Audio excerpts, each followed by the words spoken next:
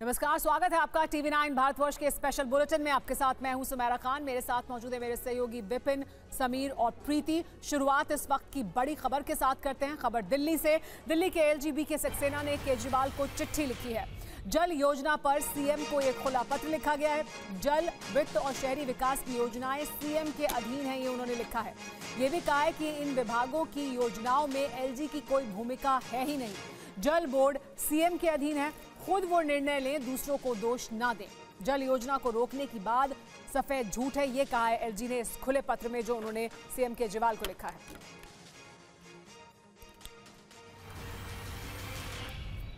और एक और बड़ी खबर, ज्ञान व्यापी पर वाराणसी कोर्ट में नई याचिका दाखिल कर दी गई है। परिसर के अंदर बैरिकेडिंग हटाने को लेकर यह याचिका दाखिल की गई है। नियमित पूजा की मांग को लेकर भी इसमें याचिका दाखिल की गई है।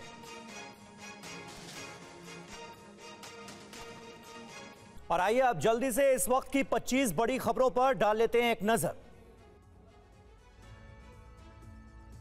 हिमाचल प्रदेश की विधानसभा में बजट पास, कार्यवाही अनिश्चित काल के लिए स्थगित। बागी विधायकों ने सदन की कार्यवाही में नहीं लिया हिस्सा। इस्तीफे की खबरों से सीएम सुक्खू का इनकार, कहा मैंने नहीं दिया इस्तीफा। बीजेपी के कई विधायक मेरे संपर्क में, सरकार पूरे 5 साल चलेगी। हिमाचल के सियासी संकट पर प्रियंका गांधी का बयान, बोली हिमाचल के अधिकार को कुचलने की कोशिश हुई। 25 विधायकों वाली पार्टी बहुमत को चुनौती दे रही है। सुक्खू सरकार पर भड़के जयराम ठाकुर, बोले सुक्खू सरकार के पास बहुमत नहीं, सरकार बचाने के लिए MLA सस्पेंड किए गए। हिमाचल संकट पर बोले जयराम रमेश, सरकार गिराने की साजिश हो रही है, क्रॉस वोटिंग दुर्भाग्यपूर्ण। 3 पर्यवेक्षकों, प्रभारी विधायकों से 3 पर्यवेक्षक बात करेंगे।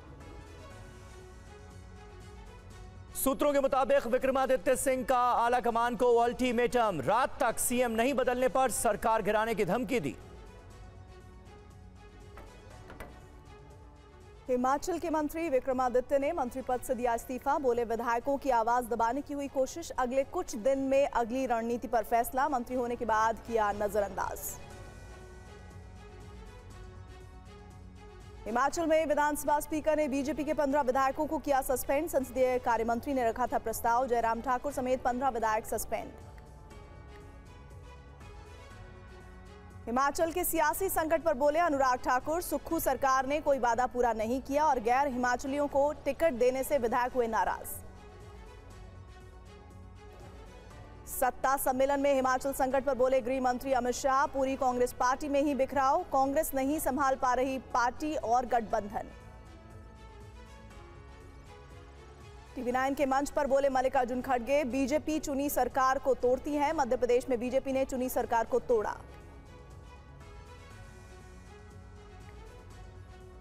पीएम मोदी ने तमिलनाडु सरकार पर बोला हमला, कहा DMK के मंत्री ने भारतीय वैज्ञानिकों का अपमान किया, इसरो लॉन्च पैड पर चीन का स्टिकर लगाया।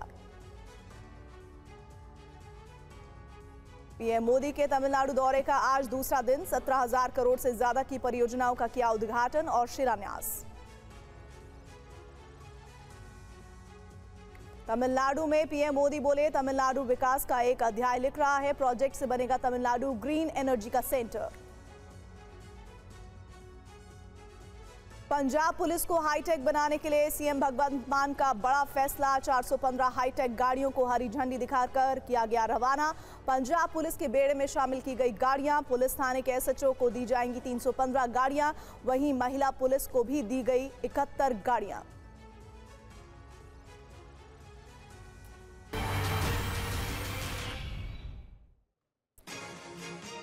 इस वक्त की बड़ी खबर हिमाचल से आ रही है। हिमाचल में बागी विधायक कांग्रेस पार्टी के एक बार फिर पंचकुला पहुंचे हैं। बागी विधायक शिमला से फिर पंचकुला पहुंच गए हैं। कांग्रेस पार्टी के बागी विधायकों के बारे में जो जानकारी मिल रही है उसके मुताबिक वो एक बार फिर शिमला से पंचकुला पहुंचे हैं। ये तस्वीरें अभी कुछ देर पहले की तस्वीरें हैं, वो हम आपको दिखा रहे हैं। हरियाणा पुलिस की सुरक्षा में पंचकुला पहुंचे विधायक। इसी को लेकर कांग्रेस पार्टी के मुख्यमंत्री सुक्खू की तरफ से दावा किया गया था कि अपहरण किया गया है हरियाणा पुलिस की मदद से। और वही हिमाचल प्रदेश के सियासी संग्राम के बीच सीएम सुखविंदर सिंह सुक्खू ने कहा है कि बीजेपी उनकी सरकार को तोड़ना चाहती है। पार्टी राज्यसभा चुनाव में क्रॉस वोटिंग करने वाले नेताओं से संपर्क में है। मुझे जयराम ठाकुर जी जब सदन में बोल रहे थे तो मुझे किसी ने आकर बताया, मैं तो देखा भी नहीं। हम अपना बहुमत भी साबित करेंगे और निश्चित तौर पर कह सकता हूं, मैं संघर्ष की राजनीति से निकला हूं और आम परिवार से उठकर हमने राजनीति की है। ये जीत हमारी होगी, हिमाचल की जनता की जीत होगी। और मैं ये भी दावा कह सकता हूं कि भारतीय जनता पार्टी तड़प क्यों रही है और जो राजनीतिक दबाव लोग बनाते हैं उन षड्यंत्रों का भी हम आने वाले समय में पर्दाफाश करेंगे। हम लोग कांग्रेस पार्टी को मजबूती से मजबूत कर रहे हैं। हमें पूरा विश्वास है कि हमारे जो 3 वरिष्ठ साथी और हमारे प्रभारी सभी की बात सुनकर एक रिपोर्ट पेश करेंगे जल्द से जल्द। कांग्रेस अध्यक्ष को कुछ कठोर निर्णय लेने होंगे, हो सकता है, पर उससे हम पीछे हटेंगे नहीं। और हिमाचल के सियासी बवंडर के बीच सुखविंदर सिंह सुक्खू ने TV9 भारतवर्ष से खास बातचीत की है। सीएम सुक्खू ने भरोसा जताया है कि उनकी सरकार को कोई खतरा नहीं है। किसी कारणवश कोई मंत्री बनना चाहता था, कोई कुछ बनना चाहता था, इस कारणवश उन्होंने गुस्से में राज्यसभा के खिलाफ वोटिंग की। उसके बाद उनके किसी विधायकों के फोन भी आए कि राज्यसभा में व्हिप नहीं लगता, लेकिन सदन की कार्रवाई में तो लगता है। तो ये सब चीज़ें जो है ये एक सोची समझी राजनीति के तहत भारतीय जनता पार्टी ने प्रलोभन देकर की है। लेकिन आज उनको अपना स्ट्रेंथ दिखानी चाहिए थी ना। आज उन 9 विधायकों को भी आना चाहिए था भारतीय जनता पार्टी के विधायकों के साथ, जो बाहर चीख कर कह रहे हैं कि हमारे साथ मेजोरिटी थी। तो मेजोरिटी थी तो 9 विधायक तो नहीं निष्कासित थे ना। एक विधायक ने माफी भी मांगी है सर। एक विधायक ने माफी भी मांगी है कि मैं कांग्रेस पार्टी के चुनाव चिन्ह पर जीत कर आया हूँ। लेकिन जिस प्रकार की राजनीतिक खेल हिमाचल प्रदेश में खेला गया, इस प्रकार का राजनीति हिमाचल प्रदेश के लोगों को पसंद नहीं है। सर ऑब्जर्वर आ रहे हैं तो वो क्यों आ रहे हैं? मतलब सब ठीक है तो आपने डैमेज कंट्रोल तो कर लिया आपने। ऑब्जर्वर आ रहे हैं, अच्छी बात है। किसी और विधायक की कोई शिकायत होगी तो सुनना तो उनका दायित्व है ना। विक्रमादित्य जी ने इस्तीफा क्यों दिया सर? नहीं, उनका सवेरे गुस्सा कोई बात होगी। वो सुलझ गया। मेरे उनसे बजट से पहले बात हुई है और उनको मैंने बताया और उनसे और उनका इस्तीफा नामंजूर कर दिया गया और सुलझ जाएगा मामला। हिमाचल में स्पीकर के फैसले पर बीजेपी का वार, कांग्रेस का यही चरित्र हमेशा से रहा है। जयराम ठाकुर ने कहा कि हिमाचल में बीजेपी के 15 MLA सस्पेंड।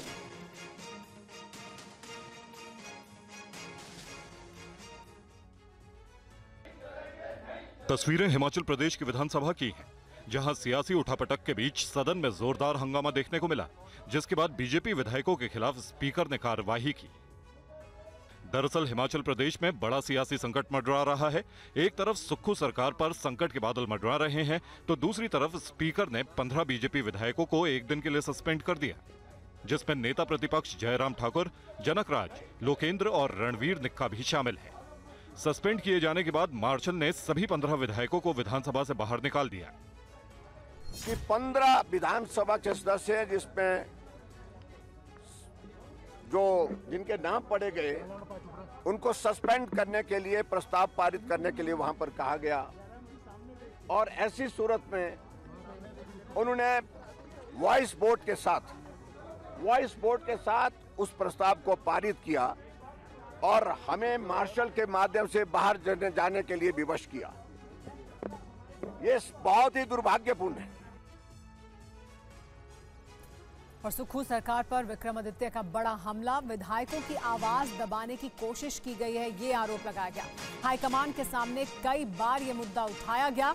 मैं बहुत ज्यादा आहत हूं, कहा विक्रमादित्य ने। मैंने हमेशा मुख्यमंत्री का सम्मान किया है, लेकिन कई बार ये मुद्दा आलाकमान के सामने उठाने के बावजूद इस पर कोई कार्रवाई नहीं की गई।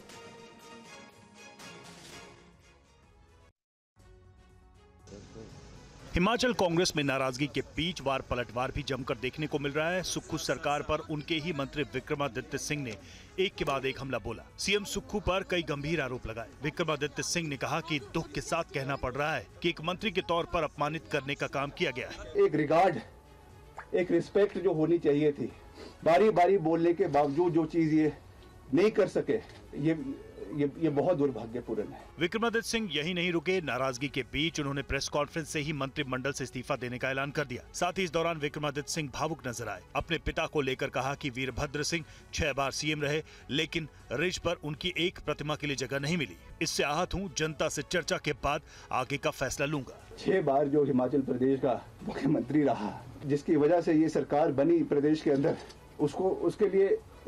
उसकी मूर्ति लगाने के लिए 2 गज जमीन इनको माल रोड के ऊपर नहीं मिली। इस तरीके की जो चीज हुई है, हम इमोशनल लोग हैं, इमोशनल।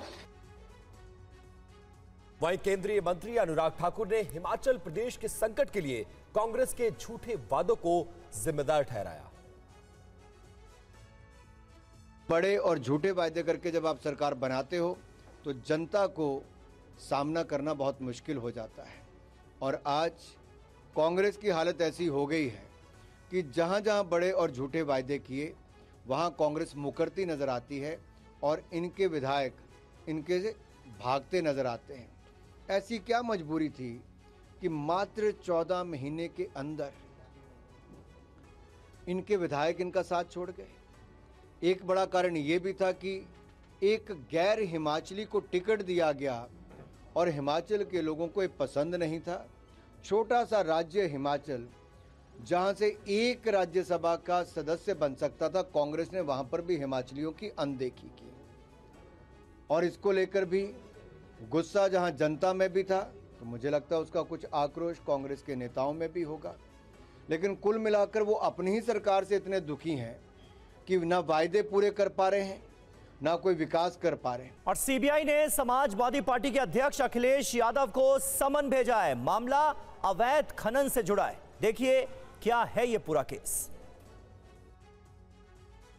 यूपी के हमीरपुर में अवैध खनन से जुड़े मामले में समाजवादी पार्टी के अध्यक्ष अखिलेश यादव को 29 फरवरी को दिल्ली में सीबीआई के सामने बतौर गवाह पेश होना है। हमीरपुर में 2012-2016 के बीच अवैध खनन से जुड़ा है, जिसे लेकर सीबीआई ने अखिलेश को बतौर गवाह तलब किया है। यह गवाही जनवरी 2019 में दर्ज एफआईआर के आधार पर दर्ज की जाएगी। ये आरोप तब लगे थे जब बतौर मुख्यमंत्री रहते खनन विभाग अखिलेश यादव के पास था। 2016 में हाईकोर्ट के आदेश के बाद मामले की जांच शुरू हुई थी, जिसमें एक पूर्व मंत्री सहित कई आला अधिकारी भी जांच के दायरे में आए थे। जनवरी 2019 में तत्कालीन जिला मजिस्ट्रेट, खनन अधिकारी और कई लोक सेवकों के खिलाफ प्राथमिकी दर्ज की गई थी, जिसमें आरोप है कि सरकारी कर्मचारियों ने अवैध खनन होने दिया। हमीरपुर से होकर गुजरने वाली बेतवा नदी से मोरंग का अवैध खनन हो रहा था, जिसके बाद इलाहाबाद हाईकोर्ट के आदेश पर सीबीआई ने इस मामले की जांच अपने हाथ में ली थी। अखिलेश यादव को सीबीआई की ओर से यह समन 21 फरवरी को जारी किया गया था। अखिलेश को कल इसी मामले में अपनी गवाही दर्ज करानी है। समाजवादी पार्टी को यूपी में राज्यसभा चुनाव के दौरान झटके लगे हैं। अखिलेश के विधायकों ने क्रॉस वोटिंग की और इस पर सपा अध्यक्ष ने कहा कि इससे जुड़े सवाल बीजेपी से पूछने चाहिए।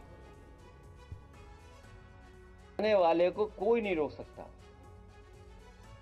और आपको तो ये सवाल मुझसे नहीं पूछना चाहिए, ये सवाल भारतीय जनता पार्टी से पूछना चाहिए, जो मर्यादा पुरुषोत्तम राम से क्या सीख रहे हैं।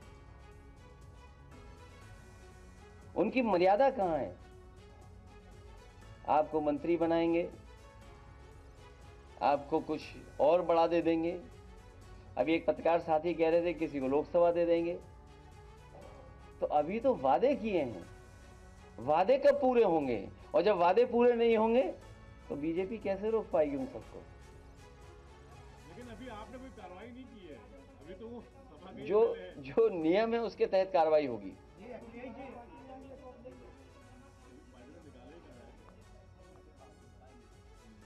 उनके सामने जानबूझ करके भारतीय जनता पार्टी ने संकट पैदा किया। क्या कुछ की वापसी की उम्मीद है? क्योंकि अभी आपने कोई कार्रवाई की नहीं है। आप भी यहीं रहते हो, हम भी यहीं रहते हैं। और अब खबर लखनऊ से। लखनऊ में टीले वाली मस्जिद पर कोर्ट ने मुस्लिम पक्ष की रिवीजन याचिका खारिज करते हुए मामला सुनवाई योग्य बताया है। वहीं ज्ञानवापी मामले में हिंदू पक्ष ने सुप्रीम कोर्ट में कैविएट दिया है, जिसमें कोर्ट की तरफ से कहा गया है इस पूरे मामले पर सुनवाई। लखनऊ के लक्ष्मण टीले पर अदालत के फैसले से मुस्लिम पक्ष को बड़ा झटका लगा है। हिंदू पक्ष ने सिविल कोर्ट में याचिका दाखिल कर कहा था कि मंदिर को तोड़कर टीले वाली मस्जिद बनी है। अदालत ने मुकदमे को पहले सुनवाई योग्य माना था, लेकिन मुस्लिम पक्ष ने इसके खिलाफ रिवीजन पिटीशन डाली थी, जिसे अदालत ने आज खारिज कर दिया। हिंदू पक्ष की दलील है कि मंदिर तोड़कर टीले वाली मस्जिद बनी है। औरंगजेब के शासनकाल में यह मस्जिद बनी है, जिसे लक्ष्मण टीला ध्वस्त कर बनाया गया है।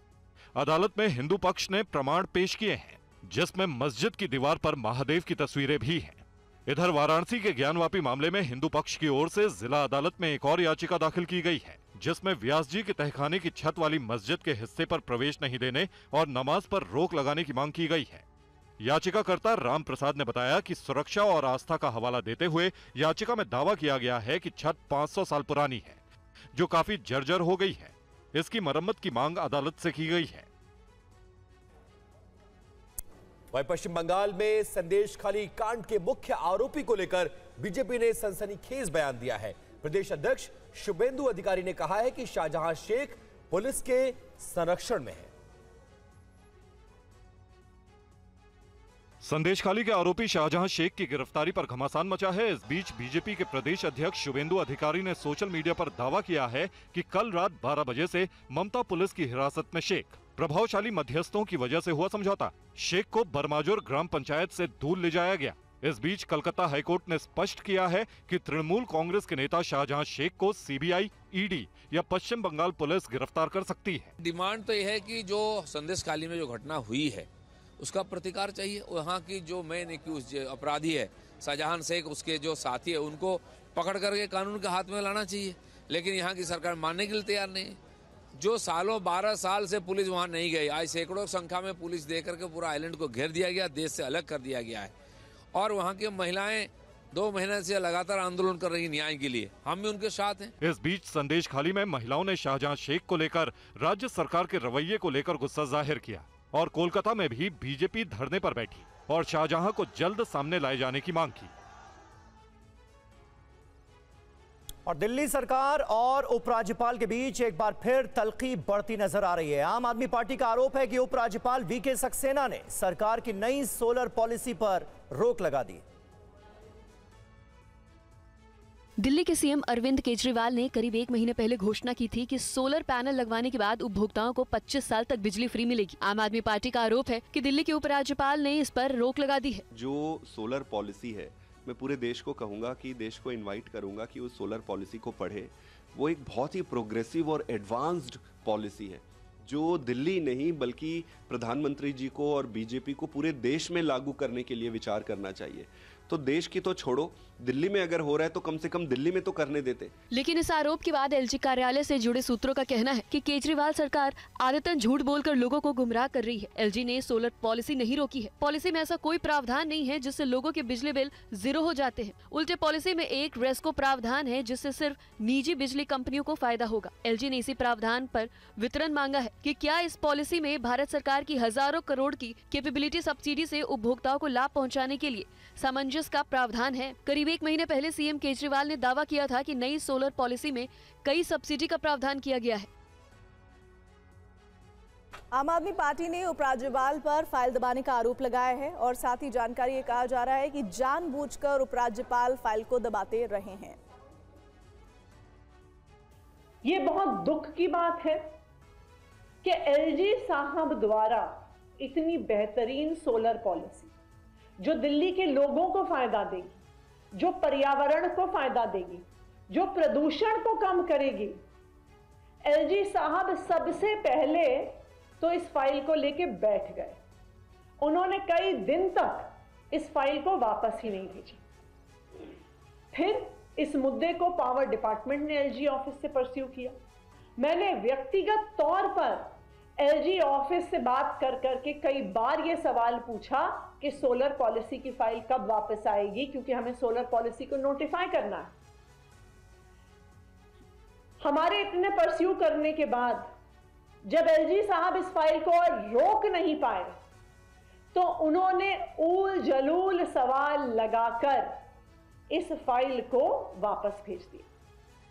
प्रधानमंत्री नरेंद्र मोदी ने तमिलनाडु में 17,300 करोड़ रुपए से अधिक की कई परियोजनाओं का उद्घाटन और शिलान्यास किया। पीएम ने इस मौके पर स्वदेशी हरित हाइड्रोजन ईंधन से चलने वाले अंतर्देशीय जहाज को भी हरी झंडी दिखाई।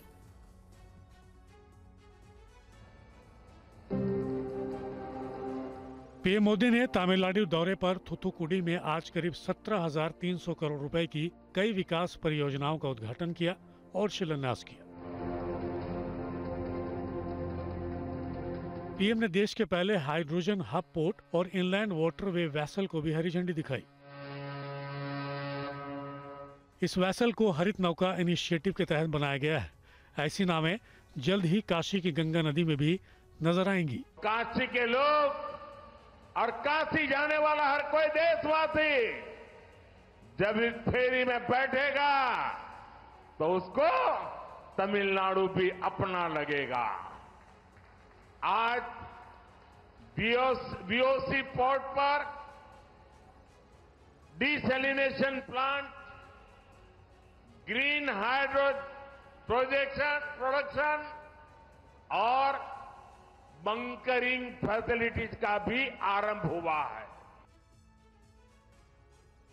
और प्रधानमंत्री नरेंद्र मोदी ने अपनी दक्षिण दौरे के दौरान तमिलनाडु में कांग्रेस पर भी जमकर निशाना साधा। उन्होंने कहा कि आज जो यहां सत्ता में हैं, वो लोग उस समय दिल्ली में सरकार चलाते थे, लेकिन उनको आपके विकास की कोई परवाह नहीं थी।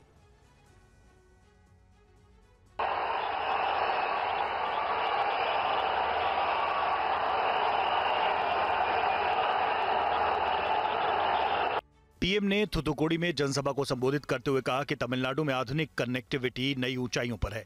पिछले 10 वर्षों में तमिलनाडु में 1300 किलोमीटर तक रेल इंफ्रास्ट्रक्चर विकसित किया गया है। साथ ही इस अवधि में 2000 किलोमीटर रेलवे लाइनों का विद्युतीकरण किया गया है। पीएम ने कांग्रेस की सरकारों पर तमिलनाडु के विकास को बाधित करने का आरोप लगाया। उन्होंने तमिलनाडु को विकास की गारंटी भी दी। मैं आपको गारंटी देता हूं, जब तीसरी बार देश हमें सेवा का मौका देगा, तब मैं आपकी सेवा भी और एक नई ताकत के साथ करूंगा। जो प्रोजेक्ट आज शुरू हुए हैं, उनको पूरा करने का भी हम उतनी ही ताकत से प्रयास करेंगे। और तमिलनाडु के लोगों को ये मोदी की गारंटी है। और हिमाचल में संकट के बीच कांग्रेस ऑब्जर्वर शिमला पहुंच गए हैं। भूपेंद्र हुड्डा और डीके शिव कुमार पहुंच गए हैं शिमला। हिमाचल कांग्रेस के प्रभारी राजीव शुक्ला के साथ इन दोनों नेताओं की बैठक होनी।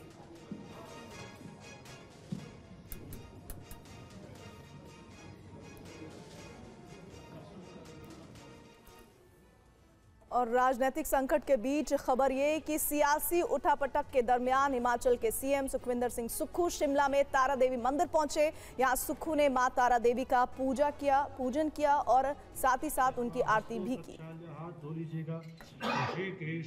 नमो नमः।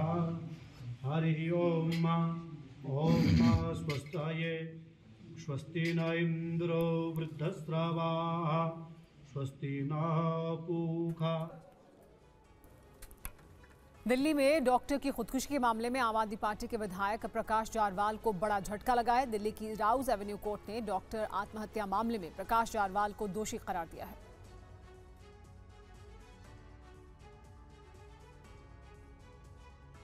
राउज एवेन्यू कोर्ट में स्पेशल जज एम.के. नागपाल ने फैसला सुनाते हुए आप विधायक को दोषी करार दिया है। आम आदमी पार्टी विधायक प्रकाश जारवाल पर डॉक्टर राजेंद्र भाटी को खुदकुशी के लिए उकसाने के आरोप लगे थे, जिसके बाद कोर्ट ने उन्हें इस मामले में दोषी करार दिया है। साल 2021 के नवंबर में कोर्ट के एक अन्य बेंच ने आम आदमी पार्टी के विधायक के खिलाफ आरोप तय किए थे।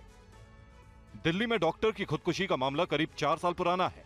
दुर्गा विहार में 18 अप्रैल 2020 में 52 साल के डॉक्टर राजेंद्र सिंह ने खुदकुशी कर ली थी। पुलिस को मिले सुसाइड नोट में आप नेता प्रकाश जारवाल को इसके लिए जिम्मेदार बताया गया था। बाद में पुलिस ने आम आदमी पार्टी के नेता और उनके कुछ सहयोगियों के खिलाफ जबरन वसूली और आत्महत्या के लिए उकसाने का केस दर्ज किया था।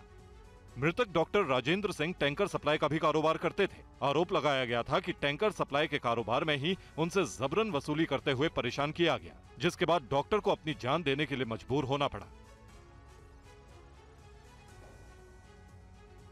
और खबर कर्नाटक से, जहां पर कर्नाटक विधानसभा परिसर में पाकिस्तान के समर्थन में कथित नारेबाजी को लेकर सियासी पार्टियां आमने सामने आ गई हैं। समाजवादी पार्टी नेता अबू आजमी ने सीएए सहित नारेबाजी पर प्रतिक्रिया दी तो बीजेपी नेता नीतीश राणे ने नारेबाजी को लेकर कांग्रेस को घेरा।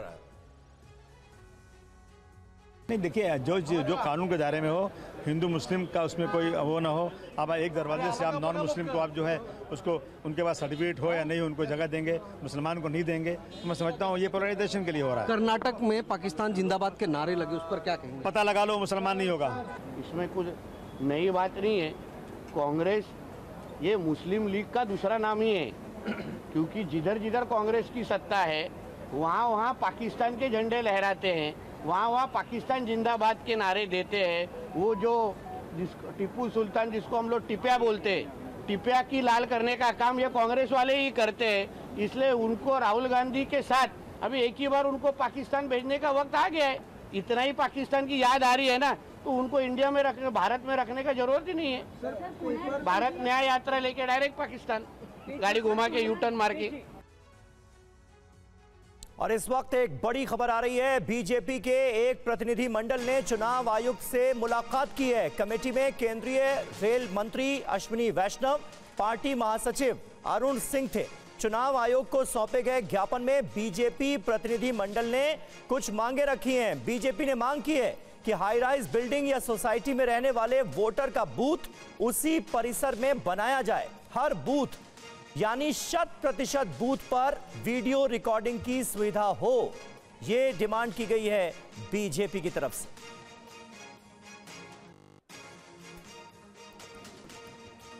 आनंद प्रकाश पांडे हमारे संवाददाता इस वक्त हमारे साथ मौजूद हैं। आनंद, क्या डिमांड की गई है, क्या मांग है और इस मुलाकात का सबब था क्या?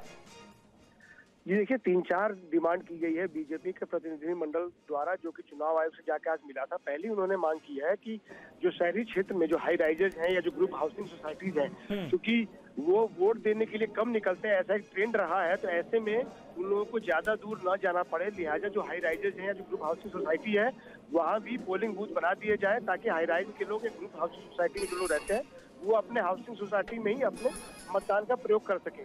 और दूसरा, चुनाव आयोग से ये मांग की गई है कि अभी फिलहाल जो है एक नियम है कि पोलिंग बूथ पे 50% वीडियोग्राफी की जाती है, लेकिन मांग की गई है बीजेपी की तरफ से कि 100% जो है वीडियोग्राफी कराई जाए। और तीसरा बीजेपी की मांग ये थी कि जो भी आप चुनाव की सामग्री देते हो, प्रचार सामग्री देते हो, उसको आपको चुनाव आयोग के जरिए रूट कराना पड़ता है, यानी कि आपको चुनाव आयोग का अप्रूवल लेना पड़ता है, भले वो चुनाव प्रचार की सामग्री हो या वीडियो हो या फिर कोई कैंपेन मटेरियल हो। तो उसके लिए बीजेपी ने कहा है कि इसको जल्दी इस प्रोसेस को फास्ट करना चाहिए और जल्दी इसको शुरू कर देना चाहिए, क्योंकि कभी भी आने वाले दिनों में जल्द से जल्द जो चुनाव की तारीखों का ऐलान हो जाएगा, तो ऐसे में समय रहेगा नहीं। तो लिहाजा जो चुनाव आयोग की तरफ से जो चुनाव सामग्री का जो अप्रूवल करती है, वो कमेटी भी जल्द से जल्द काम करने शुरू कर दे। चलिए, बहुत बहुत शुक्रिया जी की तरफ से कि जो कार्यकर्ता है, बीजेपी कार्यकर्ता, उनको भी अपने अपने घरों पर जो झंडे हैं पॉलिटिकल पार्टीज के, उनको लगाने की अनुमति दी है, उसमें कोई रोकथाम न की जाए। ठीक है, बहुत बहुत शुक्रिया आनंद इस ताजा जानकारी और अपडेट के लिए। बीजेपी ने ये मांग की है चुनाव आयोग से। और इधर पुंछ में कोर्ट के आदेश के बाद 6 ग्रेनेड नष्ट किए गए हैं। धमाके में इलाका दहल उठा, ये रिपोर्ट आप देखिए।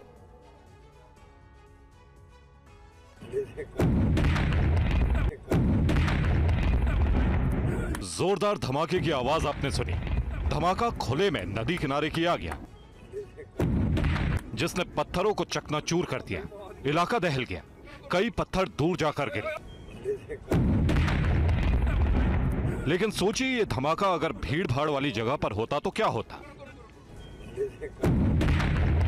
दरअसल पुंछ के सीमावर्ती इलाके खड़ी करमड़ा में 2023 में एसआईए की छापेमारी में आतंकी संगठनों से जुड़े 6 लोगों के घरों में छापेमारी की गई थी, जहां से 6 ग्रेनेड बरामद किए गए थे। इन ग्रेनेड को निष्क्रिय करने का आदेश कोर्ट ने दिया था। बम निरोधक दस्ता ग्रेनेड को लेकर यहां पहुंचा और उसे सुनसान जगह पर नष्ट कर दिया। ये 6 के 6 जो हमारे ग्रेनेड्स थे, ये यहाँ दरिया के किनारे इस इलाके को देखते हुए कि जहाँ कोई रेजिडेंशियल ना हो, कोई और बस्ती वगैरह ना हो, कोई नुकसान ना हो, यहाँ दरिया के किनारे 6 के 6 जो बम्स हैं, इनको सक्सेसफुली जो है डिस्पोज और इनको डिफ्यूज़ कर दिया गया है। और फिलहाल वक्त हो गया एक ब्रेक का। बने रहिए TV9 भारतवर्ष के साथ।